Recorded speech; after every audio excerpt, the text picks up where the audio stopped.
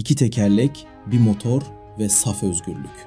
Motosiklet, belki de mühendisliğin insana en çok tutku aşılayan icadı. Ama bugün saatte 300 kilometre yapan o karbon canavarı 140 yıl önce saatte 12 kilometre giden ahşap bir bisikletti. Daimler'in ahşap motosikletinden Honda'nın ilk Superbike'ına, Vespa'dan sürücüsüz elektrikli motora, model model motor işte motosikletin inanılmaz evrimi. Sonuna kadar izle, Türkiye ve gelecek seni şaşırtacak.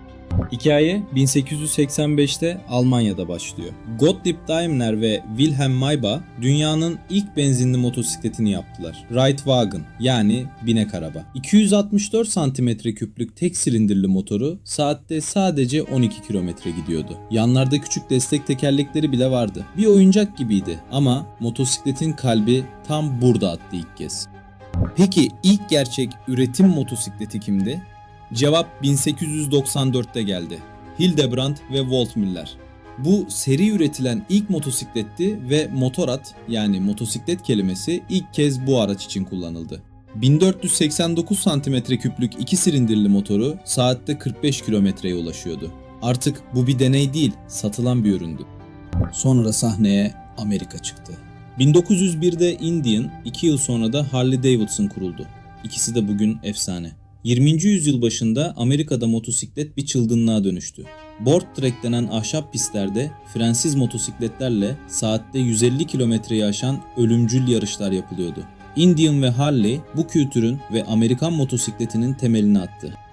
Güç arttıkça mühendisler daha fazla silindir istedi. 1905'te Belçikalı FN dünyanın ilk 4 silindirli motosikletini yaptı. FN4. 4 silindirin ipek gibi pürüzsüz gücü geldi. Üstelik zincir yerine şaft tahrik kullanıyordu. Bu motosikleti lüks ve mühendislik harikası bir makineye dönüştüren ilk büyük adımdı.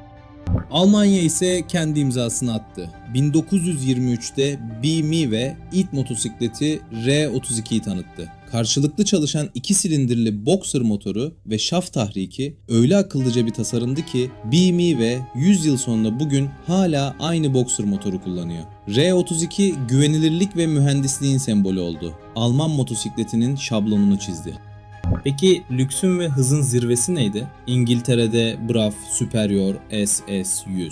Her biri elde, siparişe göre yapılıyor ve satılmadan önce belirtilen hıza ulaştığı garanti ediliyordu. Gazeteler ona motosikletlerin Rolls Royce'u dedi. Lawrence of Arabia'nın tutkusuydu. Aynı yıllarda teleskopik ön çatallar geldi. Sarsıntı yutuluyor, sürüş ilk kez gerçekten konforlu hale geliyordu. İkinci Dünya Savaşı motosikleti bir askeri araca dönüştürdü. Amerika'nın Harley WLA'si ve Almanya'nın sepetli BMW R75'i haberci taşıdı, keşif yaptı, çamurda ve çölde savaştı. Bu zorlu koşullar mühendisliği hızlandırdı. Daha dayanıklı motorlar, daha iyi süspansiyon, arazi kabiliyeti. Savaştan dönen askerler bu tutkuyu eve taşıdı. Motosiklet kültürü patladı. Ama motosiklet sadece hız değildi. 1946'da İtalya'da Piaggio, Vespa'yı yani eşek arısını yaptı. Kapalı gövdesi, küçük tekerlekleri ve zarif tasarımıyla Vespa, savaş sonrası yıkılmış Avrupa'yı yeniden hareketlendirdi. Ucuz, temiz ve şık, motosikleti yağlı bir makineden bir yaşam tarzına, bir özgürlük simgesine dönüştürdü. Milyonlarca insan ilk kez motorlu ulaşımla tanıştı. Peki en hızlısı kimdi? 1948'de İngiliz Vincent Black Shadow. Saatte 200 kilometreyi aşan bu canavar döneminin en hızlı seri üretim motosikletiydi ve göstergesi bile 5 mile kadar işaretliydi. Kavisli, kaslı ve tehditkar tasarımı bir efsaneye dönüştü. Vincent, süper bisiklet fikrinin çok öncesinden bir performans zirvesiydi. 59'da bir başka İngiliz ikonu doğdu. Triumph Bonville. Paralel iki silindirli motoru, zarif hatları ve karakteri de bir neslin rüyası oldu. Gençler onu alıp hafifletiyor, gidonunu alçaltıyor ve Cafe Racer denen sokak yarışçılarına dönüştürüyordu. Deri ceketli rocker kültürünün kalbinde Bonville vardı. Motosiklet artık bir isyan ve stil ifadesiydi. Ve sonra her şeyi değiştiren an geldi. 1969'da Honda CB750'yi tanıttı.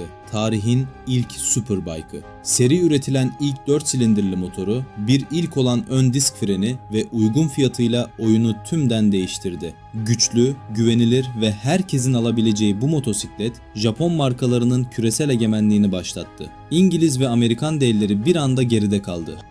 Honda kapıyı araladı, diğerleri sonuna kadar açtı. 72'de Kawasaki 900 cm3'lük Z1'i tanıttı. Dönemin en güçlü seri motosikletiydi. Yamaha, Suzuki ve Kawasaki güvenilir, güçlü ve hesaplı motosikletlerle dünyayı fethetti. O kadar benzerlerdi ki bu tasarıma evrensel Japon motosikleti dendi. 70'ler 4 silindirli gücün altın çağıydı.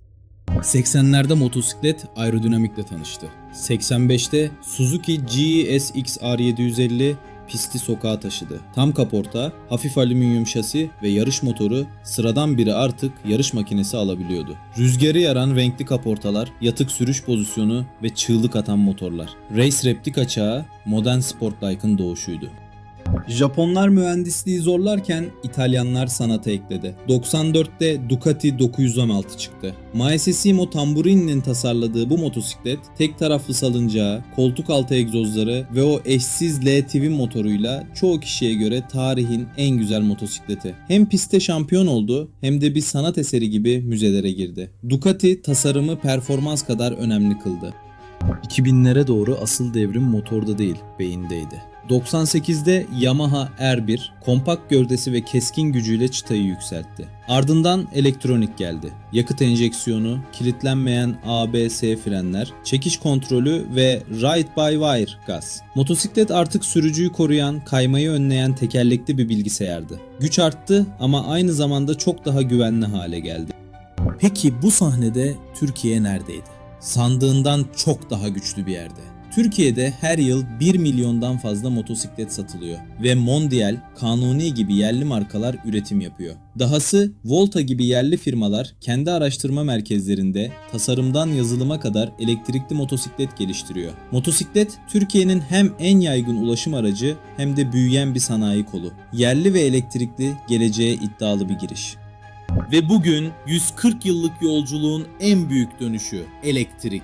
American Zero motosikleti baştan elektrikli tasarladı. Harley bile efsane sesinden vazgeçip Livewire ile elektriğe geçti. Elektrikli motorun sırrı: sıfır devirden itibaren anlık, kesintisiz tork. Yani göz açıp kapayana kadar fırlayan bir ivme. Finlandiyalı Verk ise jantın içine gizli, göbeksiz bir motor koydu. Gelecek gibi görünüyor. Sessiz, temiz ama hala nefes kesici. Peki ya gelecek? Belki de en şaşırtıcı kısım burada. BMW ve Honda kendi dengesini kurabilen, düşmeyen, hatta sürücüsüz durabilen motosikletler geliştirdi. Yapay zeka destekli sistemler tehlikeyi önceden görüp sürücüyü uyarıyor. Katı hal bataryalar menzili ve şarj hızını katlıyor. 140 yıl önce yan tekerlekleriyle zor duran o ahşap araç artık kendi kendine dengede duruyor. Motosiklet akıllanıyor ama ruhunu koruyor.